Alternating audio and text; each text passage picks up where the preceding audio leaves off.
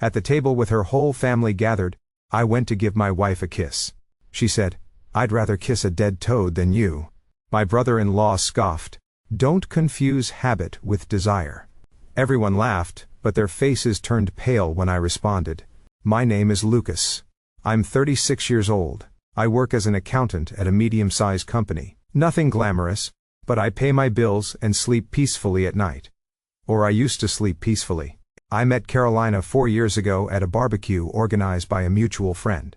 She arrived late, laughing with that laugh that lit up any room. She wore a simple blue dress, but on her everything seemed special. She looked at me over her wine glass and smiled. That was it. I fell in love like an idiot. The first few months were perfect. Or maybe I was just so blinded that I didn't want to see the signs.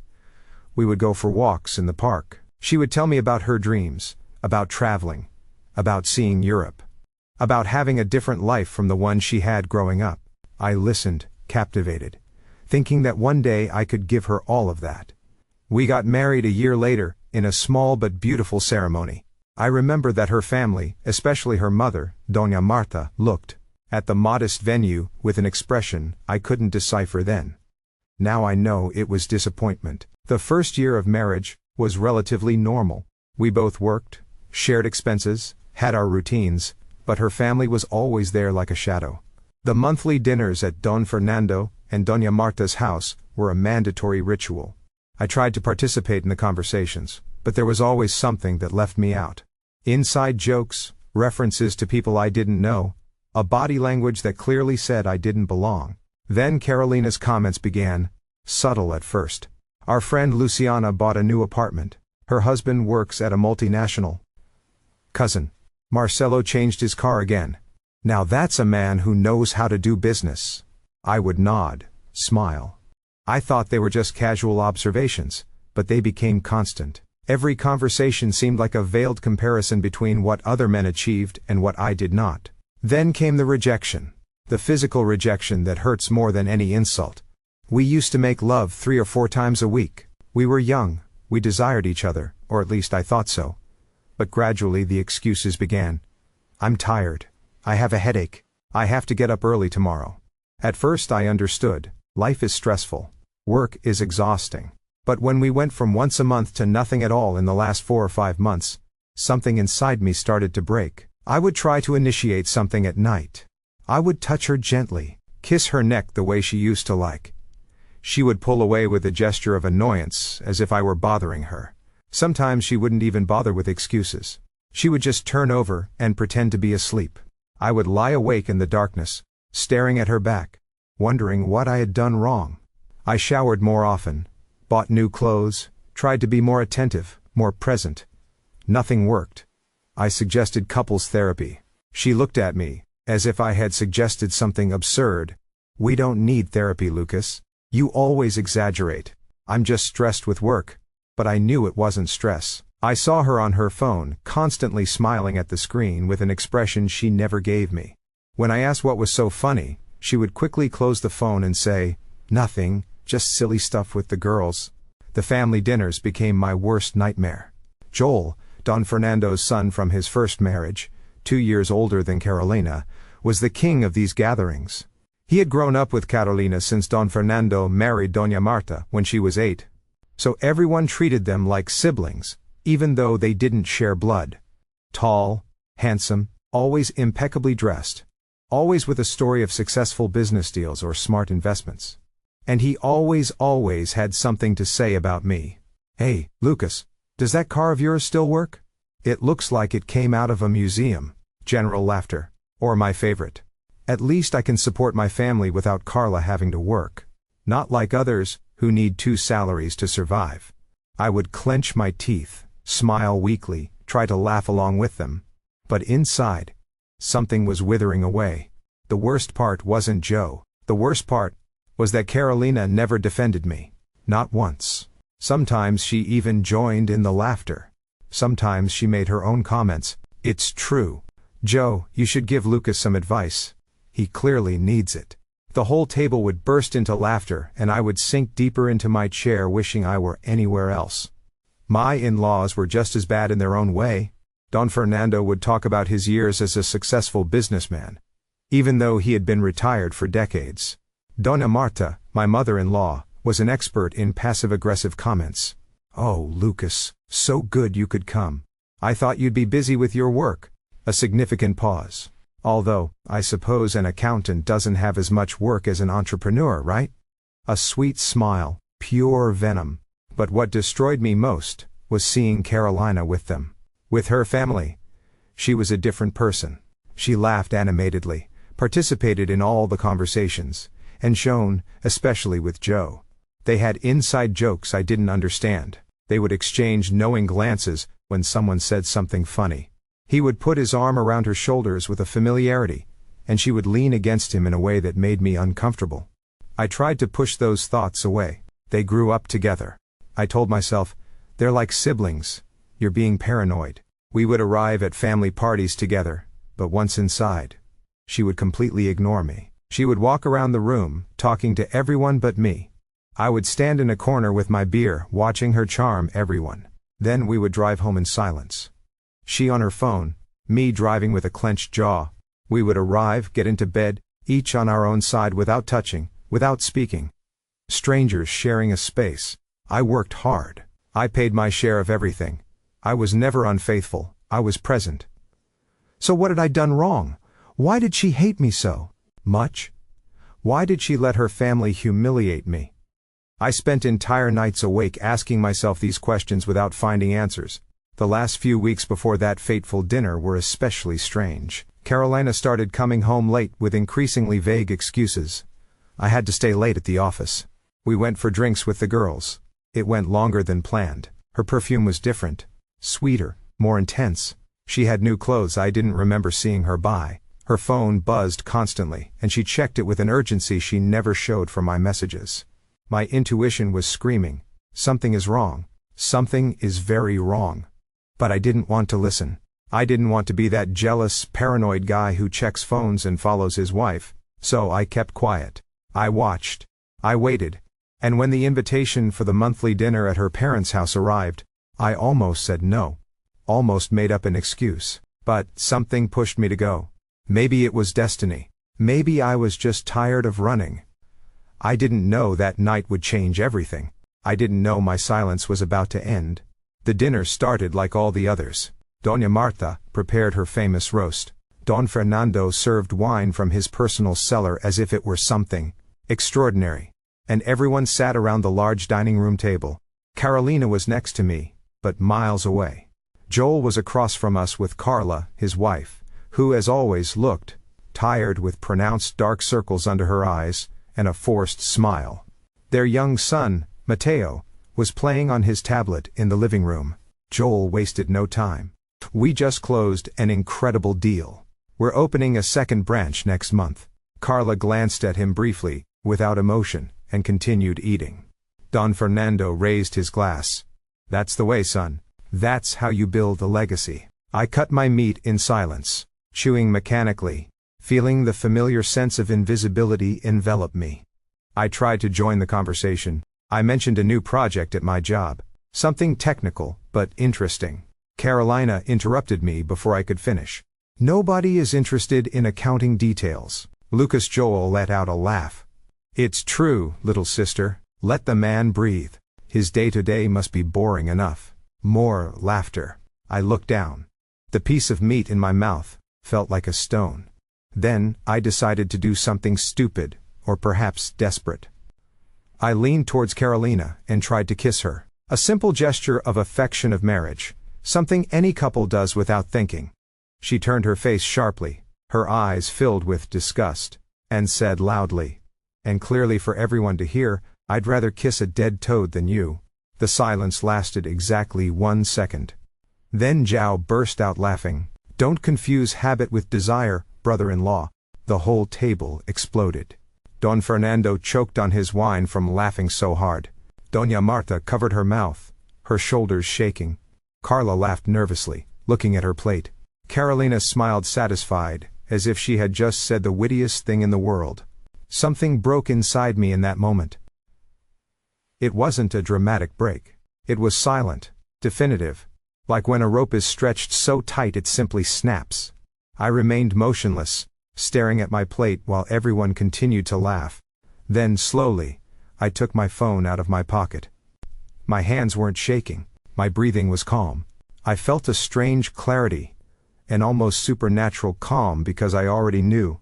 I had known for 3 weeks. It all started one Saturday afternoon. I had left early to run some bank errands. I left my tablet at home because the battery was low. I came back earlier than planned. I found the tablet on the living room table and plugged it in to charge. The screen lit up, and there it was, Carolina's WhatsApp session open. She must have used it while mine was charging and forgotten to log out. A notification appeared on the screen. J. Redart can't stop thinking about this morning. I felt the floor disappear from under my feet. I opened the conversation. I shouldn't have, but I did. And there it all was. Months of messages. Hundreds of them. I miss you. Can't wait to see you. My parents are traveling next week. We can use the house. Yesterday at dinner, I could barely control myself when I saw you. I wanted to touch you. And Carolus replies, me too. It was hard to pretend. Lucas doesn't even notice. He's so wrapped up in his boring world. I read for hours. Every message was a stab wound. They made fun of me, my job, my car, the way I dressed, even how I made love. She told him intimate, private, sacred details, and he laughed.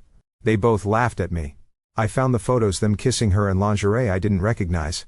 Explicit messages that turned my stomach, not just because of the content, but because of the passion. Carolina had never been like that with me, had never written anything like that to me, had never desired me like that. I discovered they met at cheap motel on the outskirts of town, that they took advantage of the times Carla took Mateo to therapy on Tuesdays, that they used the family home when Don Fernando and Doña Marta traveled, and probably my own marital home when I was at work. The worst part was the future plans. One day, we'll be together for real. When the time is right, we'll leave our partners. Carla doesn't suspect a thing, and Lucas is too dumb to notice. For 3 weeks, I kept silent. I didn't confront her. I didn't cry in front of her. I acted normal. Maybe too normal. But inside, I was planning. I contacted a lawyer, a discreet guy a colleague recommended. He was direct. You need solid evidence. Photos, messages, something irrefutable. I hired a private investigator. I felt pathetic doing it. Like something out of a cheap movie. But I did it. I gave him dates, times, places based on the messages I had read. He did his job. He brought me photos of them entering a hotel, videos of them kissing in an empty parking lot, payment records Joel made with his corporate card. The idiot used the company card to pay for the hotels. The lawyer reviewed everything. This is enough. You have a solid case for divorce. There are no significant shared assets, right? I confirmed. We married with nothing. We keep separate accounts. We rent the apartment. Good. Then it will be relatively simple. I had the papers prepared. I had everything ready. I could have confronted her in private. I could have been civilized. But something in me wanted them. That whole hypocritical and cruel family to know the truth. I wanted them to see who they really were. So, I waited. Waited for the next family dinner. And there we were, all laughing at the public humiliation they had just subjected me to, not knowing that I had my finger on the nuclear button. I placed my phone in the center of the table. The screen showed a photo of Carolina kissing passionately in a hotel parking lot. The date and time were clearly visible in the corner. 2 weeks ago, a Tuesday at 3 p.m., the silence was instantaneous and absolute. The faces around the table turned pale in a matter of seconds. Carolina lunged for the phone, but I calmly pulled it back. Joe opened his mouth, but no sound came out. Carla stared at the screen, her eyes wide. Her fork clattered onto her plate. What is this? Don Fernando said. Doña Marta dropped her glass. It's exactly what it looks like. Carolina and Joe have been sleeping together for months. I have proof. Lots of proof. The silence lasted exactly 2 seconds, before chaos erupted. That's a lie, Zoe shouted, standing up. It's Photoshop. He's making things up. He wants to ruin me out of spite. I swiped my finger across the screen showing more photos. Another of them entering a hotel, another leaving 2 hours later, a 5-second video where they kiss passionately inside a car. Then I opened the messages and began to read aloud with a calmness that surprised even me. Can't stop thinking about this morning. Lucas is working late today. Come over. My voice was monotonous, like I was reading a recipe. Yesterday at dinner, I could barely control myself when I saw you. I wanted to touch you right there in front of everyone. Stop, Carolina whispered, tears streaming down her face. Lucas, please stop. Carla stood up so abruptly her chair fell backward. She looked at Joe and then at Carolina, with a mixture of disgust, and something worse, recognition. She already knew, or at least suspected. I knew there was someone, Carla said, her voice trembling. But I never thought with her. You grew up together. You lived under the same roof. Carla, wait. It's not what you think. Zhao held his hands out to her. She recoiled, as if he had a contagious disease. Don't touch me. Don't ever touch me again, in your life. Don Fernando was white as a sheet. Doña Marta was sobbing, covering her face with her hands, repeating, it can't be, over and over, but I wasn't finished yet. There's something else you all should know, I said, interrupting the chaos about Joe's successful businesses. What are you talking about now? Zhao muttered, his voice broken, his face red with humiliation and rage. I pulled out more screenshots, messages where Zhao constantly asked Carolina for money. 500 to cover payroll this week, 1,000 for the car payment, which is already 2 months late. The suppliers are pressuring me. I need 2,000 urgently or they'll close my account. I read each message slowly. Your successful son-in-law, Don Fernando, is broke. His business is all smoke and mirrors. Even that car he brags so much about isn't his. It's a lease with overdue payments. That's not true, Zhao stammered. But his voice completely lacked conviction. Don Fernando looked at him with an expression of profound betrayal and disappointment. Is that true, Joel? Zhao's silence said it all. Carla let out a bitter, almost hysterical laugh that sounded unhinged. Of course, it's true. I've been maintaining that lie for years, paying bills with my salary and the money my parents gave us for the kids while he played the successful entrepreneur. But this, she looked at Carolina with absolute contempt. This is another level of betrayal.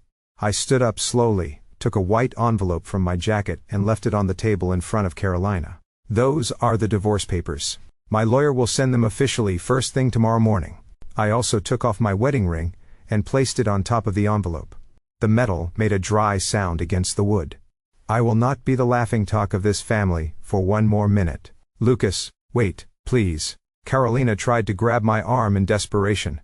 I pulled away from her grasp. I'd rather be completely alone than continue to be humiliated by people like you. I looked at each of them, at Don Fernando, at Donna Marta, at Joe. You all deserve each other. Exactly. I walked to the door, as all hell broke loose behind me. Shouts Doña Marta, yelling at Carolina. How could you betray your marriage and Carla like that? Don Fernando, demanding explanations from Zhao about the debts and the betrayal under his roof. Carla crying hysterically, saying she was taking Mateo and leaving the house that very night. Zhao trying to justify himself to everyone at once. Carolina calling my name, begging me to come back. I closed the door behind me. The noise was muffled. I walked to my old car, the one they had made fun of for years. I got in, closed the door, put my hands on the steering wheel, took a deep breath, started the engine, and for the first time in months, maybe years, I felt something like peace. It wasn't happiness yet, but it was definitely freedom. Update: 2 months later, the divorce is almost finalized. There was no additional drama. Carolina agreed to everything without a fight. I think the shame was too great. Joe and Carla are also getting divorced. She moved in with her parents and has full custody of Mateo. I heard Joa had to close his ghost business and is now working for someone else. The irony. Carolina tried to contact me several times in the first few weeks. Long messages, calls. She even showed up at my work once. I blocked her on everything. There's nothing left to say. I moved into a small apartment, but it's mine. It's quiet. I started therapy, and it's helping more than I thought. I've been on a couple of dates. Nothing serious yet, but for the first time in years, I don't feel that constant anxiety in my chest. Don Fernando and Doña Marta sent me a message apologizing for how they treated me. I didn't reply. Some things can't be fixed with a simple sorry. What I learned from all this is that self-respect is non-negotiable. That no relationship is worth it if it makes you feel small. That it's okay to walk away from toxic people, even if they're family. Sometimes the worst humiliation of your life ends up being the push you needed to find your dignity. Never let anyone, not even the people you love, turn you into the laughingstock of your own life. True love doesn't humiliate. It doesn't belittle. It doesn't make you feel less than. If someone allows you to be disrespected in front of others, especially in front of their family, that person has already made their decision about how much you are worth to them. Self-respect isn't selfishness. It's survival. Sometimes walking away isn't giving up. It's valuing yourself enough not to accept crumbs. If this story impacted you, made you reflect, or simply kept you hooked until the end, help me continue bringing stories like this. Subscribe to Echoes to His Story, so you don't miss more tales that will make you feel, think, and connect with authentic human experiences. Give it a like if you think Lucas did the right thing. Leave a comment telling me what you would have done in his place. Have you ever been in a similar situation? Your experience could help someone else. See you in the next story. M.